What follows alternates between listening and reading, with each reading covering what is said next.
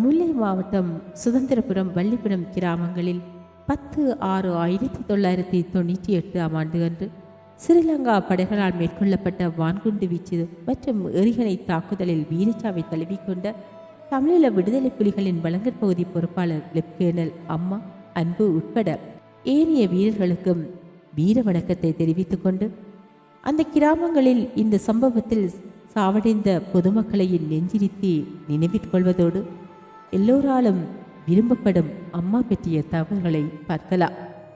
தொடர்ந்து வரும் வாரங்களில் அம்மாவுக்காக முக்கிய தளபதிகளில் உள்ளத்திலிருந்து வந்த பதிவுகளையும் பார்க்கலாம்.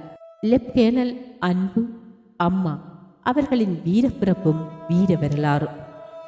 வீரம் விளையும் தமிழீழ மண்ணில் யாழ் திருநெல்வேலி நகரில் வைத்திலிங்கம் நாகம்மா தம்பதிகளின் 6வது புதல்வனாக 1965 ஆண்டு 9ஆம் மாதம் 3ஆம் தேதியன்று அம்மா என்று அழைக்கப்படும் வைத்திலிங்கம் திருக்கேதீஸ்வரன் வீரப்பிறப்பெடுத்தார்.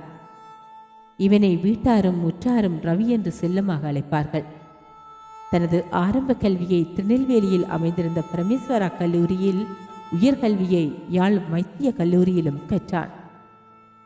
தனது ஆரம்ப கல்வியை திருநெல்வேலியில் அமைந்திருந்த பிரமேஸ்வரா கல்லூரியிலும், உயர்கல்வியை யாழ் மத்திய கல்லூரியிலும் கற்றார். இவன் சிறந்த பண்பாளனாகவும் பணியாளனாகவும் விளங்கினான். கல்லூரியின் சாரணர் இயக்கமும் இவனை நெறிப்படுத்தியது. அத்துடன் இவன் ஒரு பல தொழில்நுட்ப வல்லுநராகவும் விளங்கினான். 1986 ஆண்டளவில் ஈழ விடுதலை பணிகளில் ஈடுபட்டு தனது 21வது வயதிலே தன்னை முழுமையாக போராட்டத்தில் இணைத்துக் கொண்டார். தமிழீழத்தில் சாவகச்சேரியில் நடைபெற்ற 1வது பயிற்சி பாசறையில் தனது போர் பயிற்சியை முடித்துக்கொண்ட இவன் அவ்வாண்டிலேயே தேசிய தலைவரையும் சந்தித்தார். போராட்ட ஆரம்ப காலங்களில் நாவற்குழி பகுதியில் ஸ்ரீலங்கா இராணுவத்தினருடனான மோதல்களில் பங்காற்றியதுடன் உணவு வளங்களிலும் போர் ஆளணி ஒழுங்குபடுத்துவதிலும் மிகுந்த ஆர்வத்துடன் ஈடுபட்டார். பின்னர் இந்திய இராணுவ ஆக்கிரமிப்பு இடம்பெற்ற காலத்தில் பல்வேறு இடங்களிலும் இடம்பெற்ற தாக்குதல்களிலும் கலந்து கொண்டார். அக்கால பகுதியில் தமிழ்ச்செல்வன் அன்னையுடன் இவனும் சக போராளிகளும் இணைந்து யாழ்ப்பாணத்தில் இருந்த மக்களையும் போராளிகளையும் வன்னியில் இருந்து எமது தேசிய தலைவருடன் இணைக்கும் தொடர்பு பாலமாய் செயற்பட்டார்கள். இந்திய இராணுவ வெளியேற்றத்துக்கு இச்செயற்பாடுகள் ஒரு காரணமுமாய் அமைந்திருந்தது. 2ஆம் ஈழப்போர் ஆரம்பித்த வேளையில் பலாலி இராணுவ தளத்தில் முன்னணி போர் நிலைகளுள் ஒன்றான வன்வன் நிலையில் நின்று சிறப்பாக பணியாற்றினார்.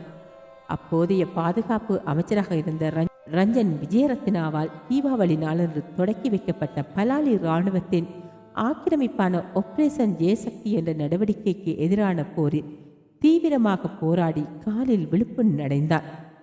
பின்னர் யாழ் மாவட்ட துணைத் தளபதியாகவும் ஆவண ஆயுத காப்பு பணிகளிலும் பொறுப்பாக செயற்பட்டார். அதனைத் தொடர்ந்து யாழ் மாவட்ட தளபதியாக அம்மா விளங்கினார். அதிகாரிகள் பயிற்சி கல்லூரி தொடங்கப்பட்ட வேளையில் இவன் அதிகாரிகள் பயிற்சியும் பெற்றிருந்தார். யாழ் மாவட்ட தளபதியாக இருந்த காலத்தில் நடந்த பல சமர்களில் துணிச்சலுடன் பங்காற்றி வெற்றிகள் பலவற்றை விடுதலை புலிகளுக்கு பெற்றுத் தந்தார். பலாலி கிழக்கு புறமான காவலர்கள் மீதான தாக்குதலில் சிறப்பாக பங்காற்றி கையில் விழுப்பு அடைந்தார். இத்தாக்குதலில் தனது உச்ச நண்பர்களான மேஜர் டொக்ஷனையும் கேப்டன் பீமனையும் சக போராளிகள் சிலரையும் இழந்தார். 1994 ஆண்டில் வழங்கற் பகுதி பொறுப்பாக நியமிக்கப்பட்டார்.